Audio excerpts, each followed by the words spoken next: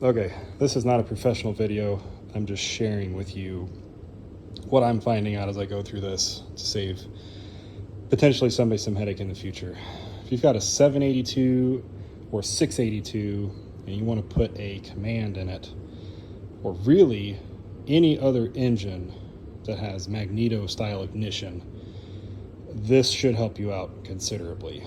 Now, if you're going with a command, the easiest thing to do is to get some sort of Cyclops tractor as a parts donor.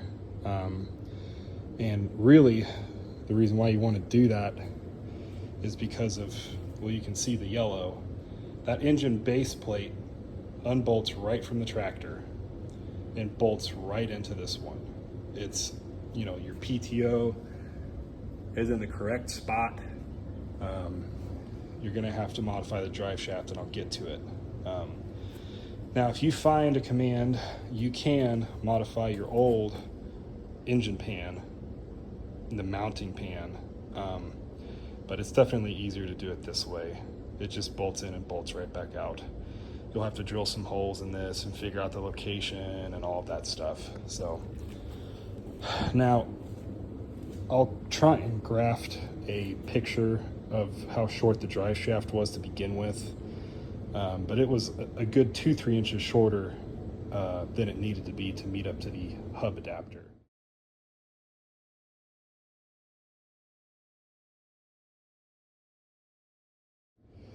So all I did was go to Lowe's and get a piece of 5/8 rod. That's all this drive shaft is made out of. And I drilled out all the old compression fittings on the adapters, unscrewed the hydro fan off of it, and I just cut it, drilled new holes.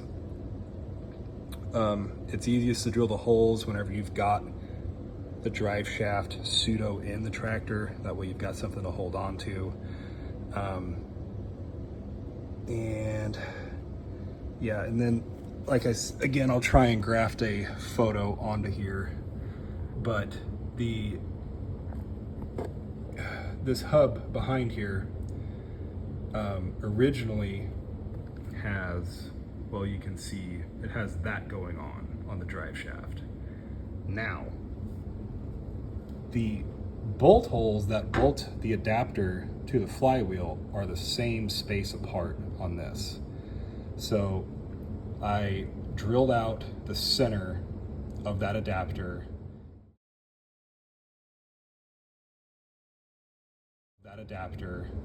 and went and got some, find the length on them.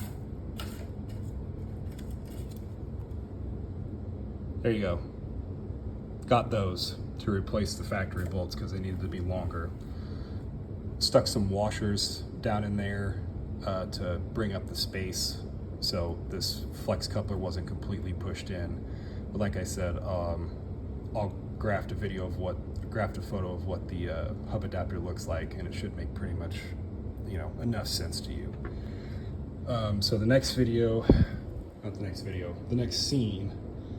I'm going to deal with the wiring, and that involves a relay to get the ignition to where it needs to be, and it'll shut off and come on with the factory ignition switch. So basically what this is going to do is this going to keep everything on the old International tractor the same. We're not changing anything, we're not rewiring it, we're not swapping out ignition switches and PTO switches. We're doing none of that. We're just going to add a relay, and that'll be the end of that. So on to the next one. Okie dokie. So the wiring will go as this. Off of your tractor, you're going to have a gray wire, which is your charging system, and then 2 purple wires, which are your 12-volt switched power on. So first things first, you want to come up and grab the 2 red wires, which are for the fuel bowl shutoff valve. So whenever you switch the key on, you want to allow fuel into your carburetor. So you want to hit that first and then come back out and go down to Mr. Relay over here. So I will link this relay I just got it out of Riley's, pretty generic. So your blue and your green are your coil, which are 86 and 85.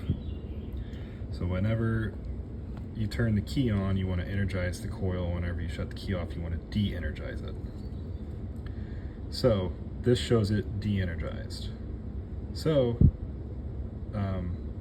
to get the engine to act right, what we want to do is have our magneto wire hooked up to 87A and then the 30 terminal grounded.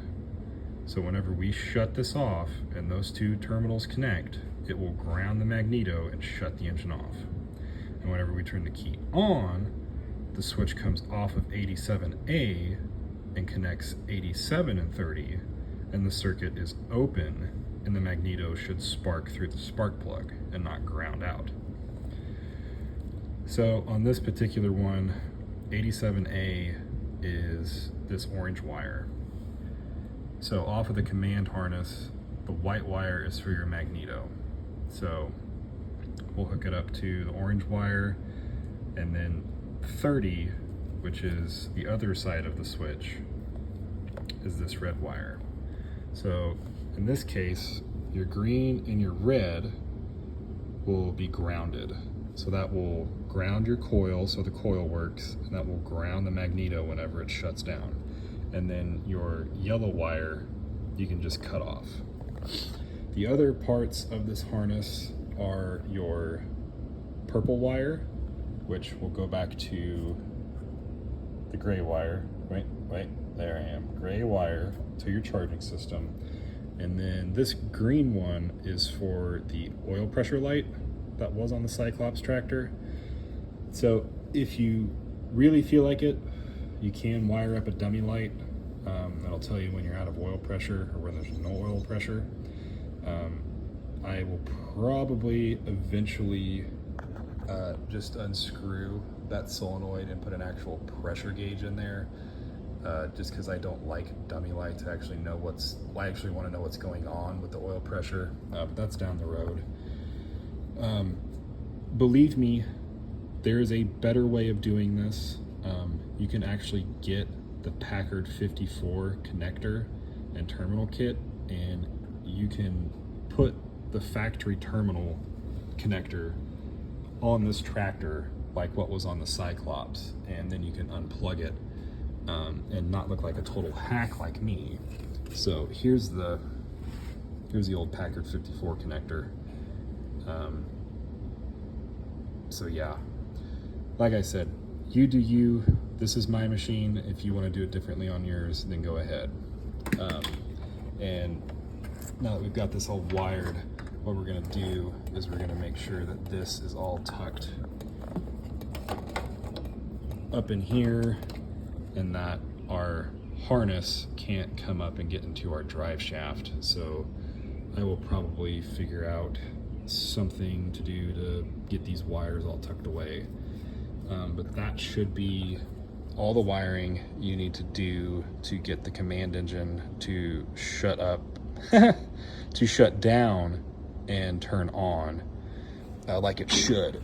And then the next clip, we will address the starter situation.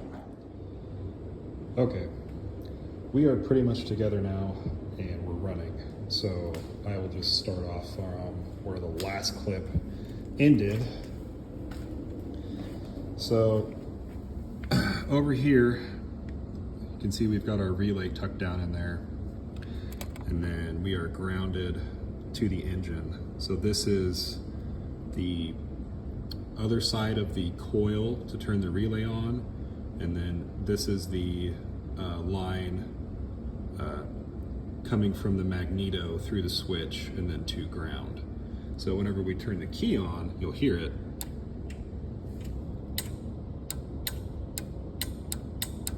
You can hear it clicking down in there. So that's how I did it. And like I said, there's a much nicer way to do this. You can order the connectors. I'll link them in the video, and then you won't have the chopped sort of mess that I've got going on here. Now, there's two ways of going about this, and I went, in typical fashion, the cheap kind of hack way. So the tractor has a starting solenoid on it. And the command starter also has a solenoid on it. So basically all I've done is jump from the power coming into the starter and over to the solenoid. So whenever the tractor solenoid closes with the key switch, it sends power to here, and then it sends power to this solenoid too and turns the starter over. So, this is going to work fine. The only thing that it's going to do is make diagnosing a no start condition slightly more complicated, because now you have two starting coils to deal with, but I don't really care that much. So I guess the correct way to do it would be to get rid of that starting solenoid and actually wire it up to where the ignition switch goes to this coil, but this is going to work just fine. Okay, so the other thing too that I didn't mention about the drive shaft, you can see I have used a 1/4-20 grade 8 bolt with a nylon lock bolt to hold it in place. So I called them compression things. Okay, come to find out they're called roll pins. The completely correct thing to do would be to reinstall roll pins in there, but this is going to work just fine. And now, a big thing that people skip over whenever they are putting a command into a 82 series like this, and I'll try and put a photo of this gap before, but the command engine is physically shorter than the KT17 that came out of this. So you would have this big gap right here.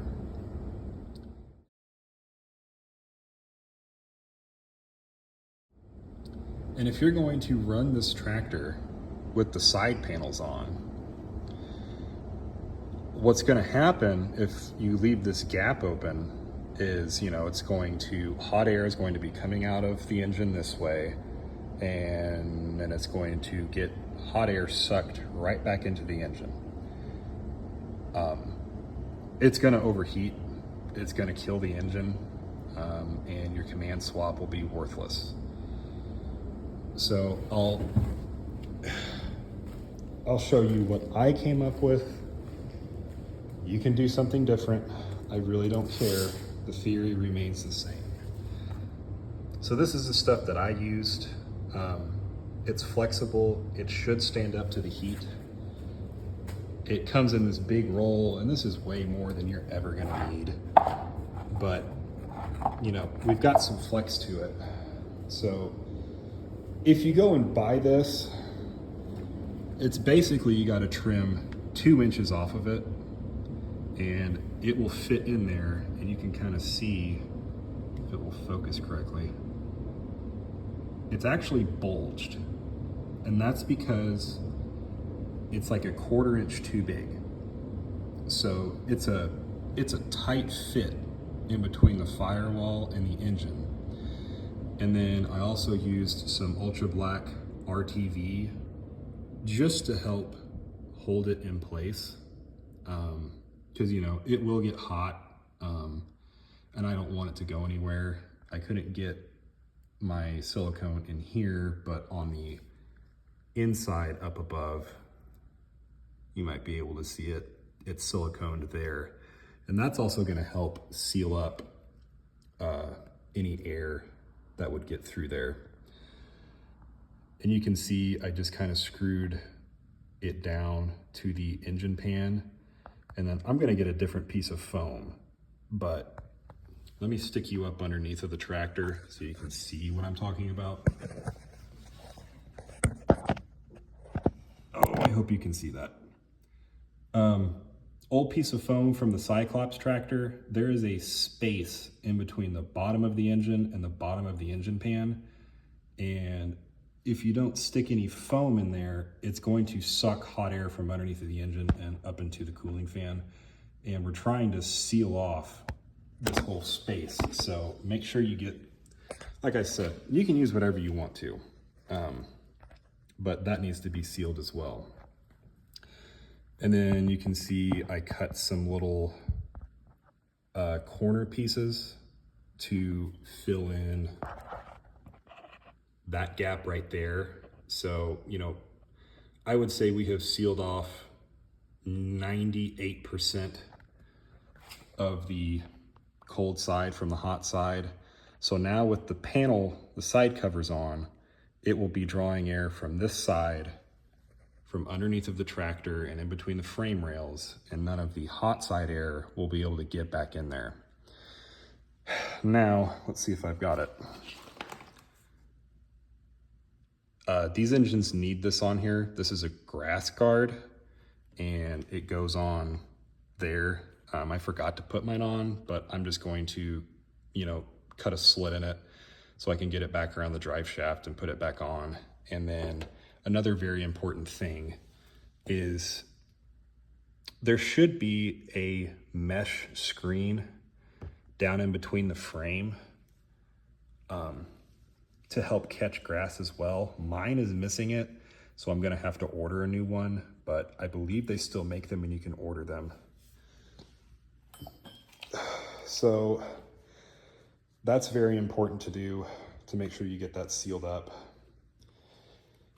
The air cover is going to need modified. See if we can see here. Okay, so as you can see, I had to cut the back of the air cover off, and I mean, you can see why. From the factory, it would have came down and covered that hole as well. And if that's in place, there's no way you're going to get this air cleaner cover off because of the way that the fuel tank is shaped. So you've got to cut that. That way you can pull it off from the front. The factory choke cable will come up and meet on this side of the tractor just fine. But the throttle cable coming from the other side, or really any side, will not meet up. You know, I'm not going to tell you how to make a new throttle cable.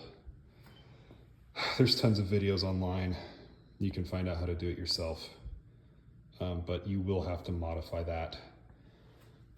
We also still need to stick the engine exhaust heat shield back on. I'm gonna sandblast this and paint this with high temp paint.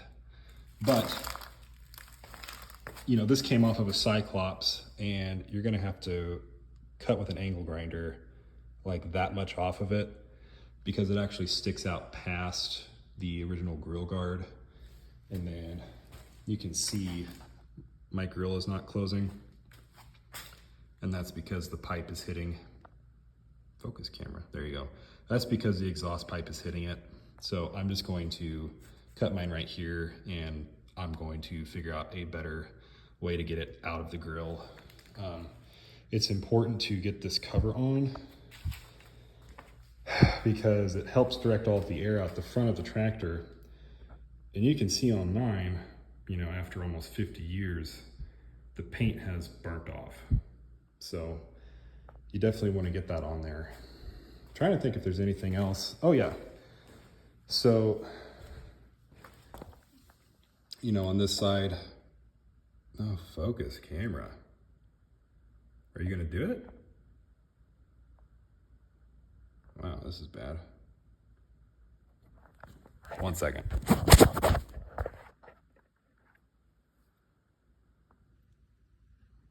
Okay, we'll just do this. So here's your factory starting cable, and then here is the new starting cable going over to the new starter. This is an 8-gauge wire. You can just pick it up from any auto parts store. They should be able to sell you. You're gonna need like 3 feet of it. 2 feet's too short. 3 feet is a little bit too long. So your PTO off of the command.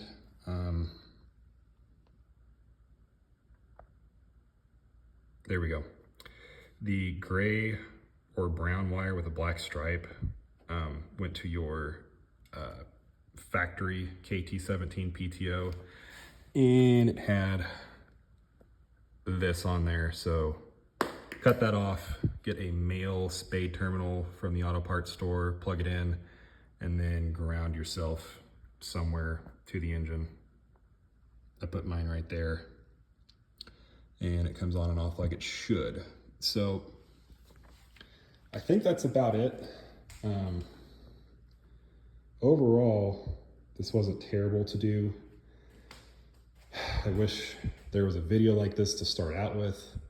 So hopefully if somebody wants to stick a command in their 82 series, even a 982, this would pretty much be the same thing. So let me know if you guys have any other questions, and I will try and answer them. But I will leave you with a video of me firing it up for the first time.